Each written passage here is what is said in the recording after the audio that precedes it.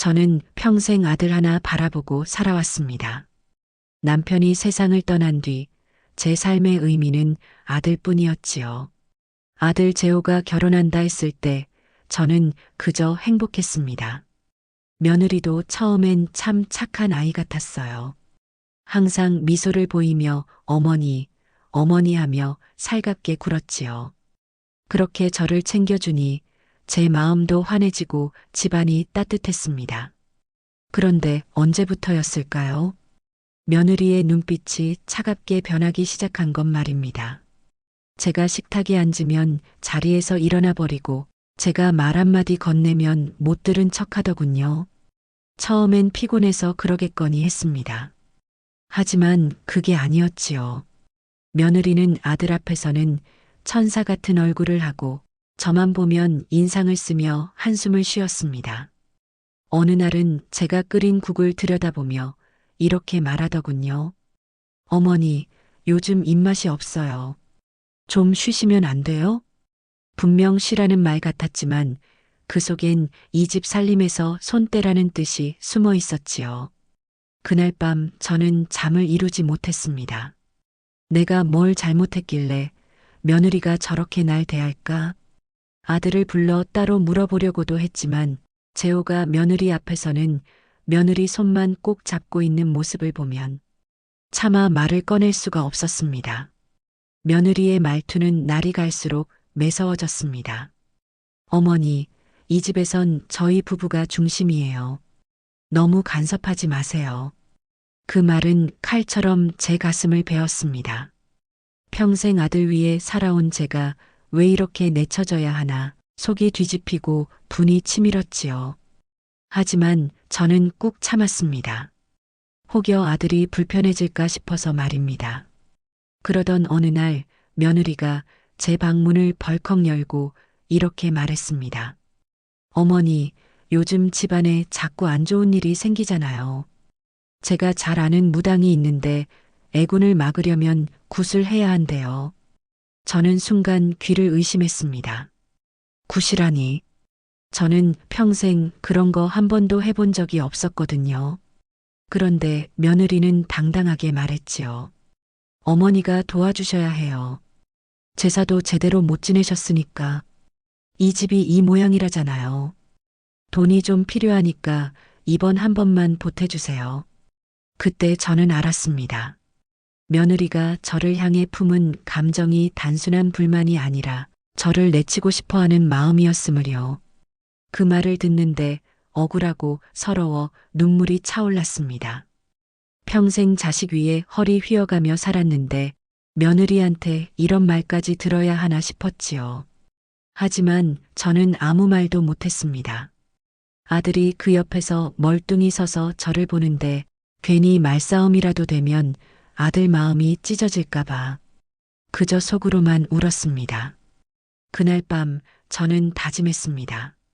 이제는 더 이상 참지 않겠다고. 며느리의 속마음을 반드시 밝혀내고 제가 어떤 사람인지, 제가 얼마나 억울하게 당하고 있는지를 세상에 보여주겠다고 말입니다.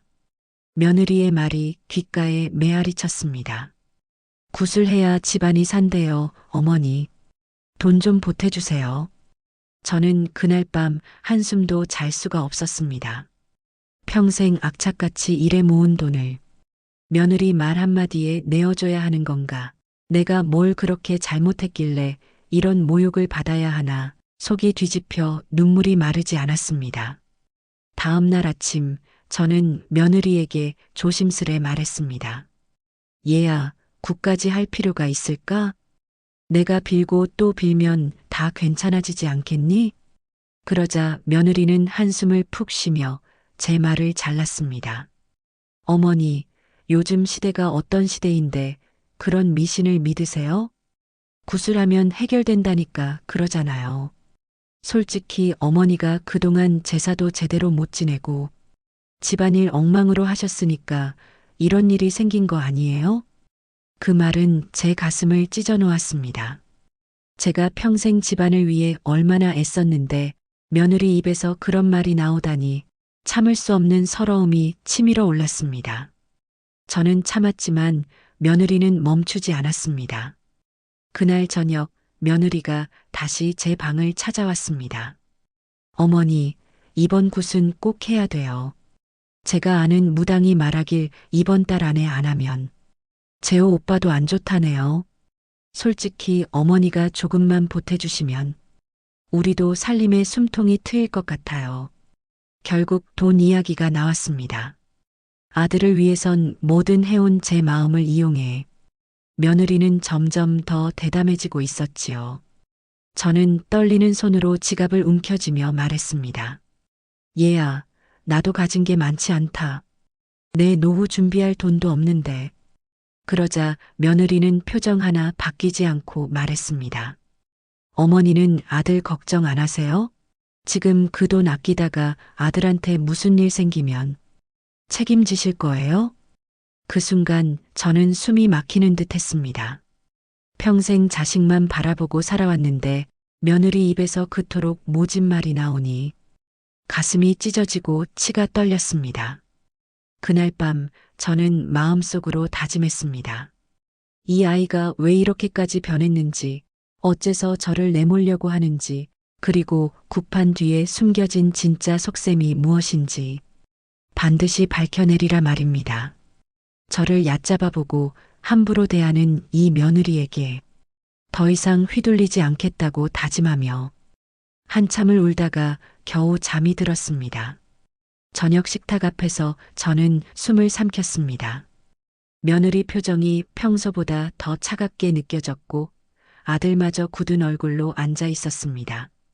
분위기가 심상치 않아 마음이 무거웠지요. 어머니, 아들이 낮게 입을 열었습니다. 이번 굿은 꼭 해야 할 것 같아요. 엄마도 알잖아요. 요즘 우리 집안 꼬이는 일이 많았잖아. 저는 고개를 들지 못했습니다. 며느리가 옆에서 한마디를 덧붙였습니다. 어머니가 예전에 제대로 못 챙긴 것들이 쌓여서 이 난리가 난 거예요. 그러니 이번만큼은 돈을 좀 내셔야죠. 순간 가슴이 철렁 내려앉았습니다. 평생 아들 위해 살았는데 며느리 말도 모자라 아들까지 제 편이 아니라고 느껴지니 숨이 막히는 듯 했지요. 얘들아, 엄마가 가진 게 많지 않다. 내 노후 준비금 말고는 쥐꼬리만큼 있는 돈뿐이야. 저는 떨리는 목소리로 말했습니다. 그러자 아들은 고개를 절레절레 흔들며 말했지요. 엄마, 우리도 힘들어.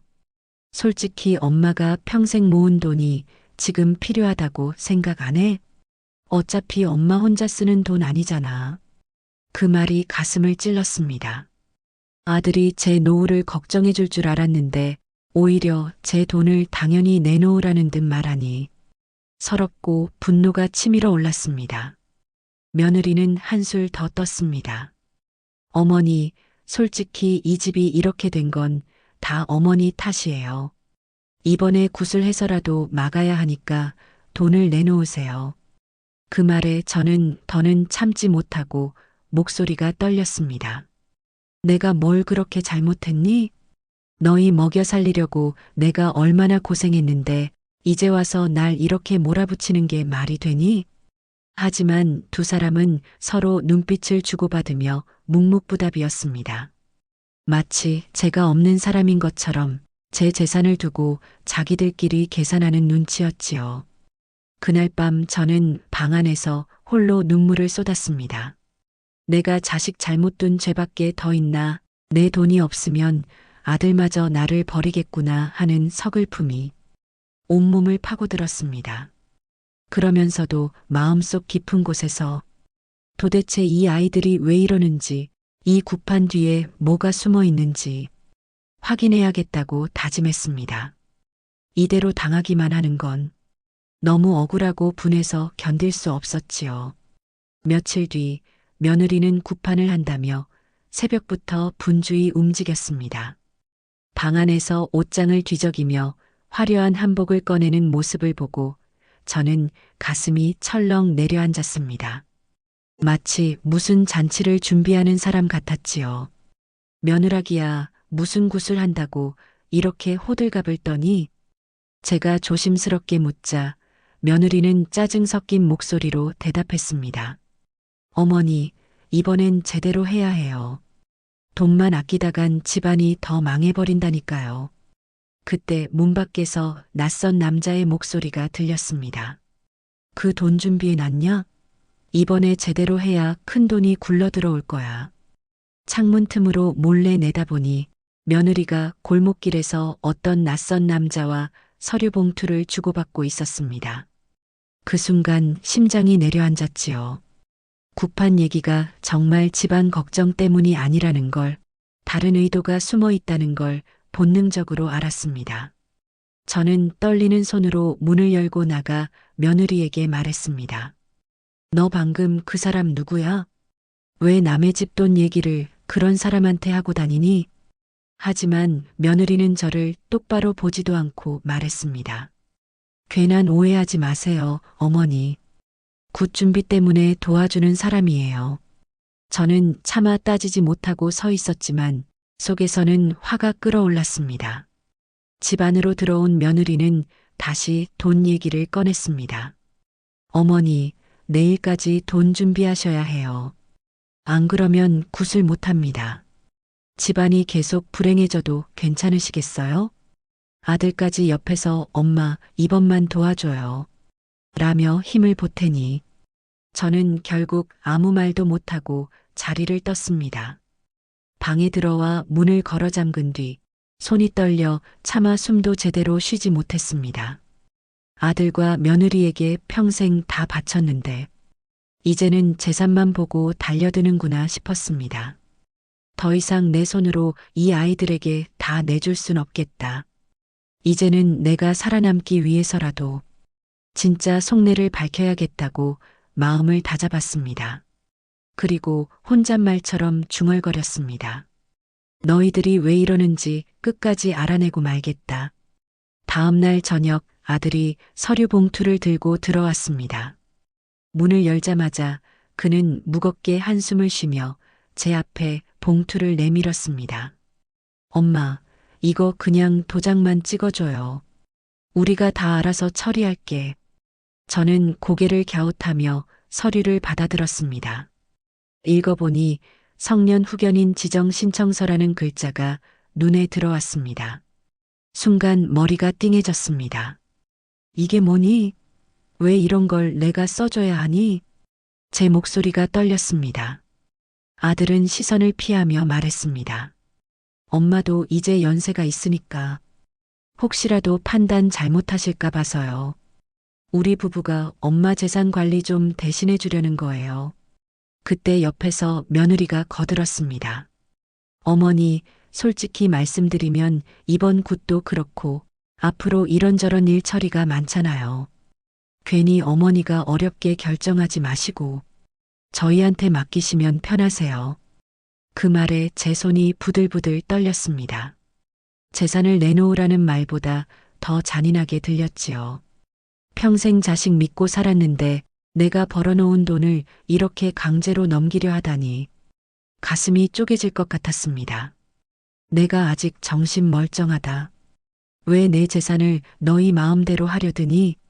제가 목소리를 높이자 아들은 차가운 눈빛으로 말했습니다. 엄마가 협조 안 하면 우리도 방법을 달리 생각해야 해. 괜히 고생하지 마시고 도장 찍어줘요. 그 말은 제 심장을 그대로 찌르는 칼 같았습니다. 내가 낳고 키운 자식이 맞나 싶을 정도였지요. 며느리는 팔짱을 끼고 제 앞에 앉으며 덧붙였습니다. 어머니, 이번이 마지막 기회라고 생각하세요. 굿도 해야 하고 집안도 추스르려면 돈이 필요해요. 다른 방법은 없어요. 저는 그 자리에서 숨조차 쉬기 힘들었습니다.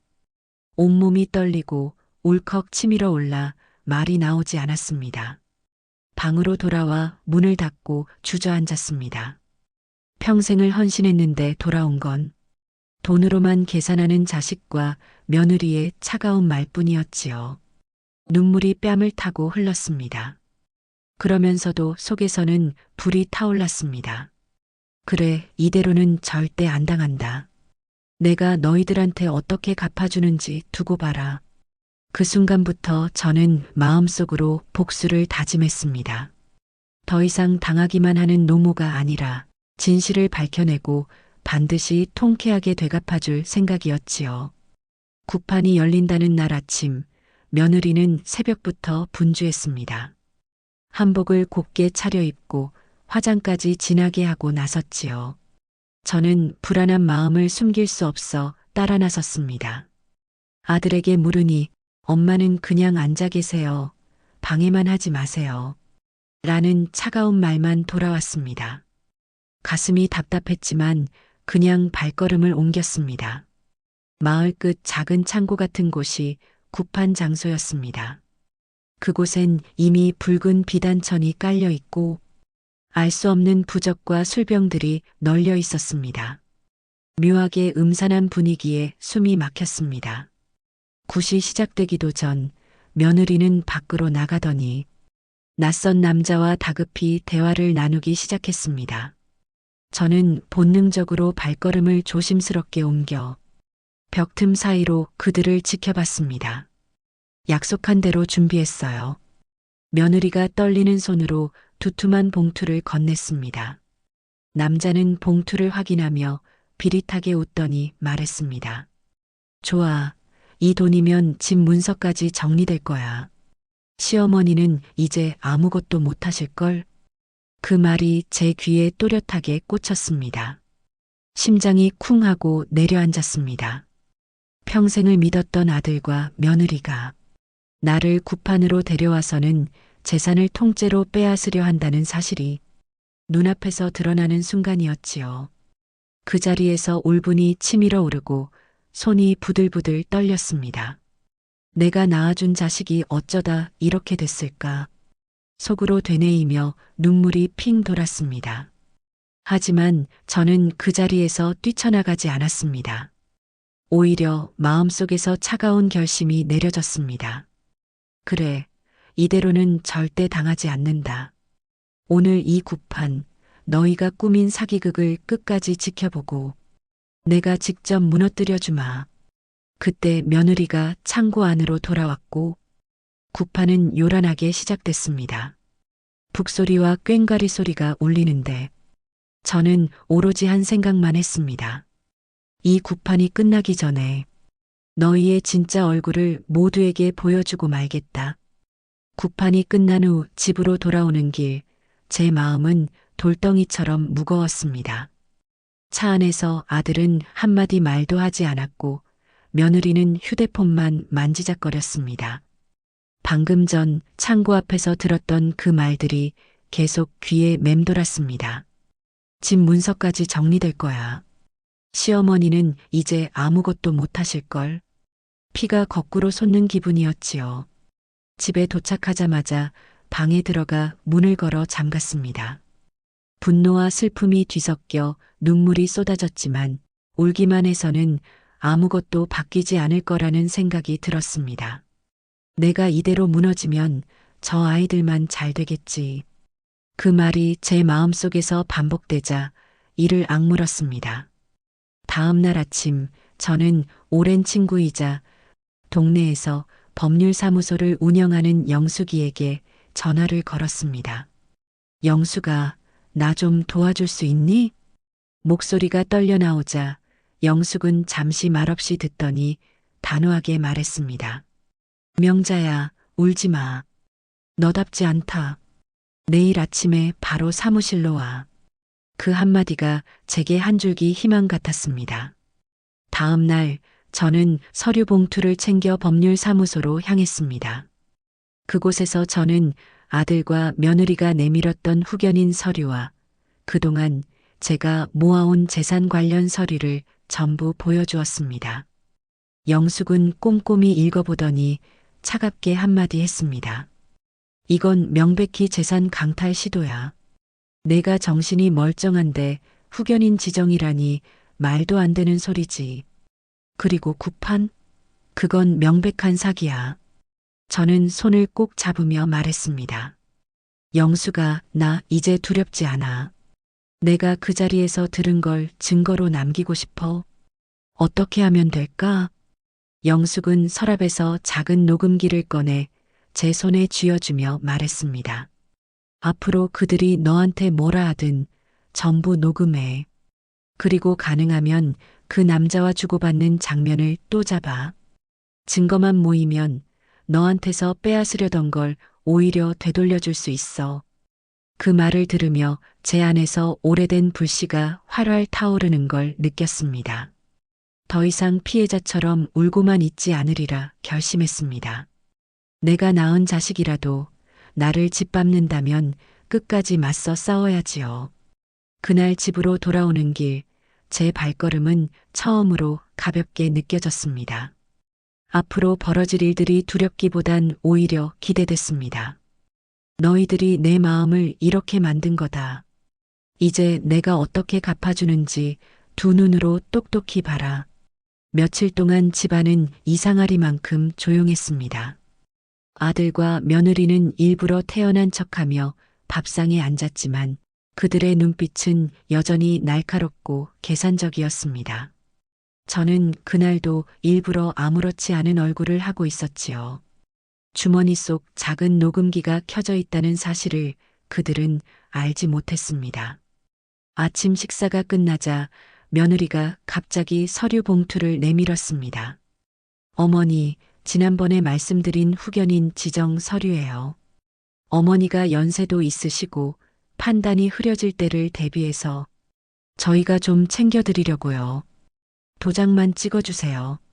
억지로 웃음을 띤 얼굴이었지만 그 말투는 다급했습니다. 아들이 거들며 말했습니다. 엄마, 그냥 우리 믿고 사인하세요. 요즘 어지럽다고 하셨잖아요. 혹시라도 큰일 나면 우리가 대신 처리해야죠. 그 순간 제 속에서 울분이 치밀어 올랐지만 꾹 참았습니다. 저는 일부러 당황한 척하며 물었습니다. 근데 이 서류가 정확히 뭘 의미하는 거니? 그러자 며느리가 재빠르게 답했습니다. 그냥 간단한 거예요. 집이나 돈 관리 같은 거 저희가 편하게 해드리려는 거죠. 그러나 눈빛은 불안했고 손끝이 떨리고 있었습니다. 그때 저는 일부러 깊은 한숨을 내쉬며 말했습니다. 알았다. 근데 이런 건 변호사랑 한번 상의하고 싶구나. 아들은 순간 얼굴이 굳더니 목소리를 높였습니다. 엄마, 왜 이렇게 저희를 못 믿으세요? 남한테 괜히 얘기했다가 오해만 사요. 저는 더 이상 대꾸하지 않고 서류를 다시 봉투에 넣어 그들에게 돌려주었습니다. 내가 살아온 세월이 얼만데 서류 한 장도 모르겠니? 생각해 볼 시간이 좀 필요하구나. 그 말을 남기고 자리를 박차고 나왔습니다. 손 안에 쥐고 있던 녹음기가 작게 깜빡이고 있었습니다. 방으로 들어오자 숨이 거칠게 몰아쳤습니다. 이제 증거가 하나 모였구나. 두 번 다시 내 재산을 넘보지 못하게 만들어주마. 속으로 되뇌며 녹음기를 꼭 쥐었습니다. 그날 밤 저는 변호사 영숙에게 전화를 걸어 말했습니다. 오늘 것까지 다 녹음했어. 이제 시작이야, 영숙아. 이 사기극 끝까지 밝혀낼 거야. 며칠 동안 아무 일도 없는 듯 조용했지만 제 마음속은 여전히 불길했습니다. 그날 오후 며느리가 외출 준비를 하며 친구 좀 만나러 간다는 말을 남기고 집을 나서는 걸 보았습니다. 제 직감이 크게 울렸습니다. 그날따라 평소보다 옷차림이 화려했고 휴대폰을 쥔 손끝이 불안하게 떨리고 있었지요. 저는 망설임 없이 뒤따랐습니다. 멀찍이서 따라가며 그들의 행선지를 살폈습니다. 시내에서 한참을 걷던 며느리는 결국 낡은 건물 옆 골목으로 들어섰습니다. 그곳엔 예전에 구판을 주도했던 그 남자가 서 있었지요. 두 사람은 주위를 경계하듯 둘러보고는 서로 낮은 목소리로 대화를 나누기 시작했습니다. 저는 숨을 죽이고 조금씩 다가가며 핸드백 속 작은 녹음기와 휴대폰 카메라를 꺼냈습니다. 이번에 문서만 제대로 처리하면 집은 우리 거나 마찬가지야. 남자의 목소리가 분명히 들려왔습니다. 시어머니만 빨리 움직이면 되는데 아직 버티시네. 며느리의 말투는 짜증 섞여 있었습니다. 그 말을 들으니 가슴이 무너져 내리는 듯 했지만 이번만큼은 감정에 휘둘릴 수 없었습니다. 저는 최대한 손을 떨지 않으려 애쓰며 휴대폰으로 두 사람을 찍었습니다. 사진 몇 장을 찍고 영상으로도 잠깐 남겼습니다. 혹시라도 들킬까 두근거리는 심장이 목구멍까지 튀어나올 것 같았지만 멈추지 않았습니다. 이제 끝이다. 이 정도면 발뺌 못할 거다. 그때 남자가 주위를 힐끗 살폈습니다. 저는 얼른 근처 차 뒤로 몸을 숨겼습니다. 잠시 후 그들이 헤어지자 저는 깊은 숨을 내쉬며 휴대폰 화면을 확인했습니다. 사진 속 두 사람은 똑똑히 찍혀 있었고 대화 내용도 녹음기에 생생히 남아 있었습니다. 집으로 돌아오는 길, 저는 손에 쥔 휴대폰을 꼭 움켜쥐었습니다. 분노보다는 오히려 차가운 평정심이 밀려왔습니다. 그래, 이제 준비는 끝났어. 내가 내 인생을 망치려 한 대가를 똑똑히 치르게 해주마. 저는 며느리와 그 남자의 만남을 찍은 휴대폰을 손에서 한시도 놓지 않고 쥔 채 밤을 꼬박 새웠습니다. 그동안 억울했던 순간들, 모른 척하며 버텼던 서러움이 하나씩 떠올랐습니다. 이제는 끝내야지, 더는 당할 수 없어. 속으로 몇 번이고 다짐을 되뇌었습니다. 다음 날 아침 법률사무소 영숙에게 전화를 걸었습니다. 오늘 당장 좀 만나자. 보여줄 게 있어. 목소리가 떨렸지만 제 마음은 단단했습니다. 법률사무소에 들어서자 영숙은 걱정스러운 얼굴로 명자야, 얼굴이 왜 이래, 무슨 일 있었어? 하고 물었습니다. 저는 핸드백에서 휴대폰을 꺼내 사진과 녹음 파일을 보여주며 차분히 상황을 설명했습니다. 며느리랑 그 남자가 짜고 내 재산을 노렸어. 후견인 서류까지 들이미는 걸 2번이나 봤어. 이 사진이랑 녹음이면 확실한 증거가 될까? 영숙은 한참 동안 자료를 확인하더니 눈빛이 싸늘하게 변했습니다. 이건 명백한 재산 강탈 시도야. 증거도 충분해. 내가 바로 법적 절차 준비할게. 그 말에 제 어깨가 조금은 가벼워졌습니다.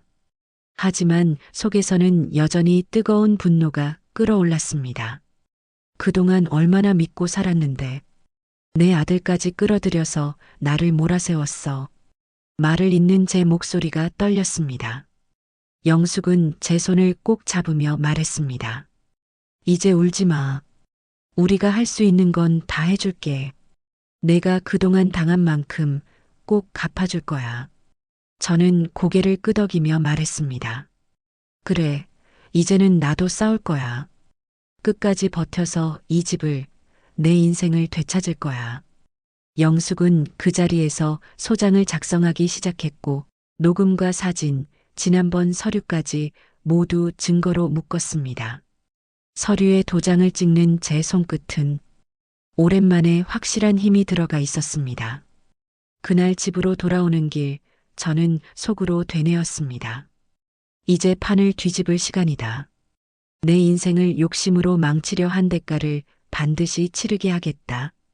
며칠 뒤 며느리가 동네 무당집을 드나든다는 얘기를 지인이 전해줬습니다. 속이 불길하게 울렁거렸습니다. 또 무슨 일을 벌이려는 거야. 이번엔 절대 당하지 않아. 저는 영숙에게 바로 전화를 걸었습니다. 영숙아, 얘네 또 구판을 벌인다네. 이번엔 끝을 보자.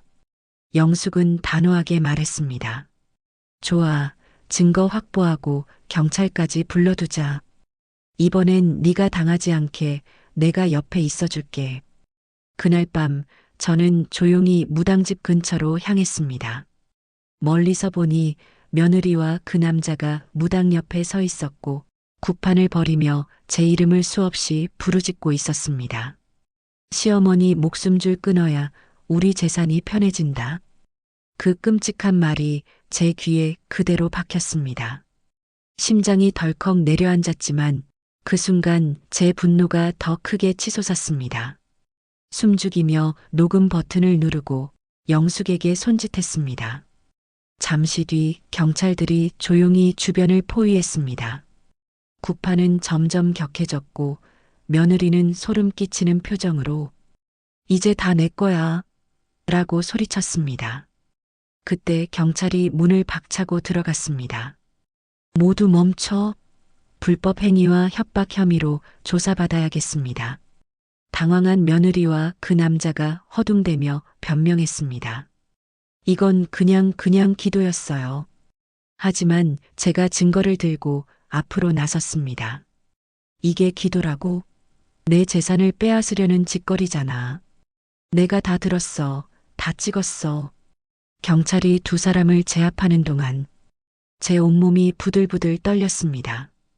억울함과 분노가 뒤섞였지만 드디어 끝이 보인다는 해방감이 찾아왔습니다. 영숙이 제 옆에서 제 손을 꼭 잡았습니다. 이제 됐어. 너 혼자 아니야. 끝까지 지켜낼 거야. 저는 눈물이 핑 돌며 속으로 다짐했습니다. 이제 남은 건 마지막 심판뿐이다. 내 억울한 세월을 반드시 되돌려 놓겠다.